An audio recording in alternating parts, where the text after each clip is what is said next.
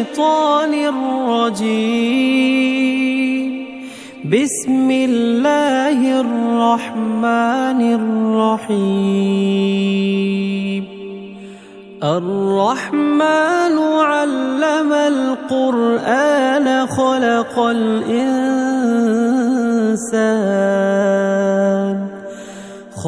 الإنسان علمه البيان.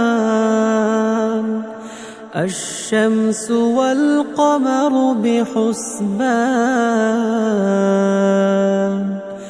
والنجم والشجر يسجدان والسماء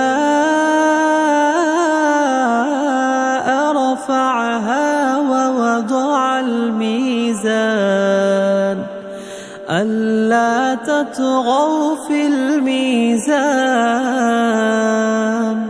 وأقيموا الوزن بالقسط ولا تخسروا الميزان. والأرض وضعها للأنام فيها فاكهة والنخل ذات الأكمام والحب ذو العصف والريحان. فبأي آلاء ربكما تكذبان؟ خلق الإنسان من صلصال كالفخار وخلق الجان من مارج من نار. فبأي آلاء ربكما تكذبان؟ رب المشرقين ورب المغربين فبأي آلاء ربكما تكذبان؟ مرج البحرين يلتقيان بينهما برزخ لا يبغيان. فبأي آلاء ربكما تكذبان؟ يخرج منهما اللؤلؤ والمرجان فبأي آلاء ربكما تكذبان؟ وله الجوار المنشآت في البحر كالأعلام. فبأي آلاء ربكما تكذبان؟ كل من عليها فان ويبقى وجه ربك ذو الجلال والإكرام. فبأي آلاء ربكما تكذبان؟ يسأله من في السماوات والأرض كل يوم هو في شأن. فبأي آلاء ربكما تكذبان؟ سنفرغ لكم أيها الثقلان. فبأي آلاء ربكما تكذبان؟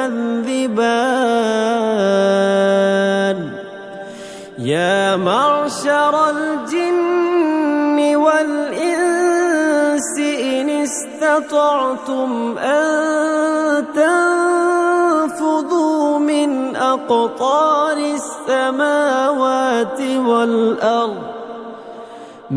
أقطار السماوات والأرض فانفذوا لا تنفذون إلا بسلطان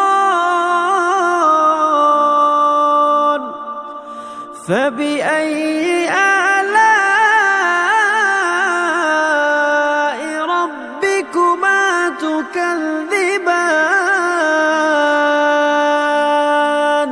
يرسل عليكما شواظ من نار ونحاس فلا تنتصران فبأي آلاء ربكما تكذبان فإذا انشقت السماء فكانت وردة كالدهان فبأي آلاء ربكما تكذبان فيومئذ لا يسأل عن ذنبه إنس ولا جان فبأي آلاء ربكما تكذبان يعرف المجرمون بسيماهم فيؤخذ بالنواصي والأقدام فبأي آلاء ربكما تكذبان هذه جهنم التي يكذب بها المجرمون يطوفون بينها وبين حميم آن فبأي آلاء ربكما تكذبان ولمن خاف مقام ربه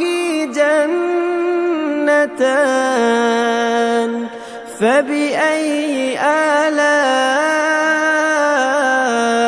ربكما تكذبان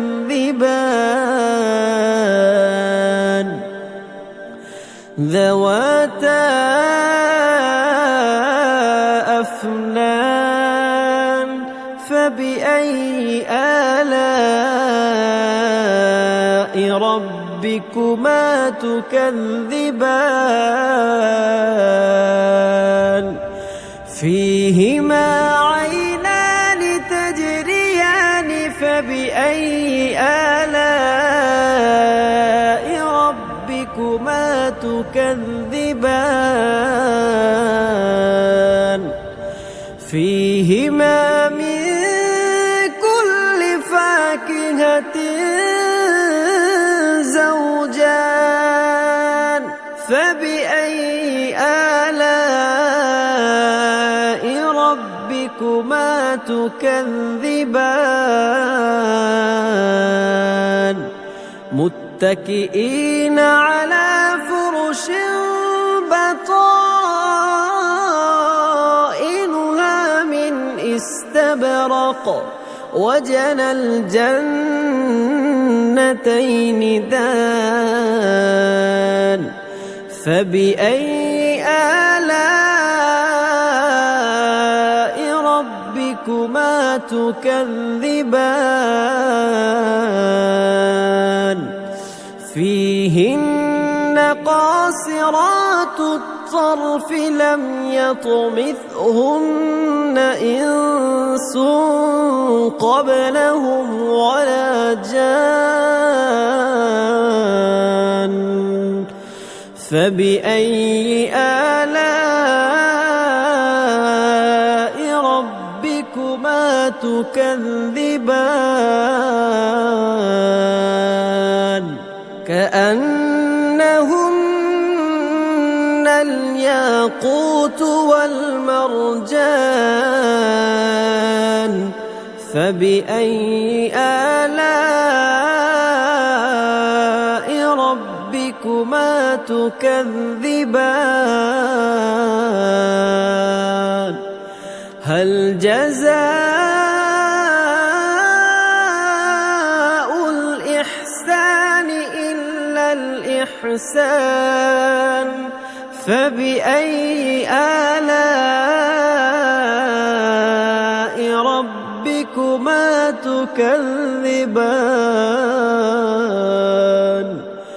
ومن دونهما جنتان فبأي آلاء ربكما تكذبان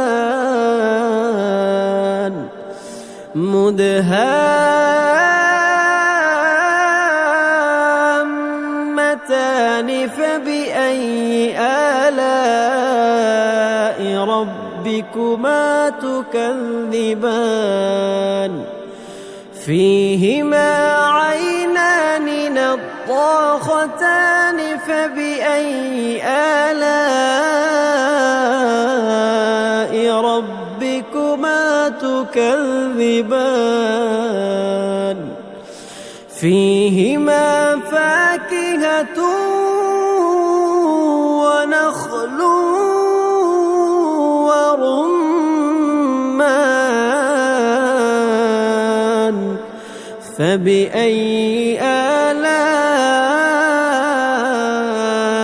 ربكما تكذبان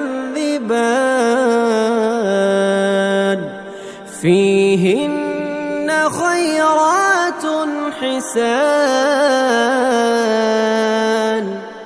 فبأي آلاء ربكما تكذبان حور مقصورات في الخيام فبأي آلاء ربكما تكذبان لم يطمثهن إنس قبلهم ولا جان فبأي آلاء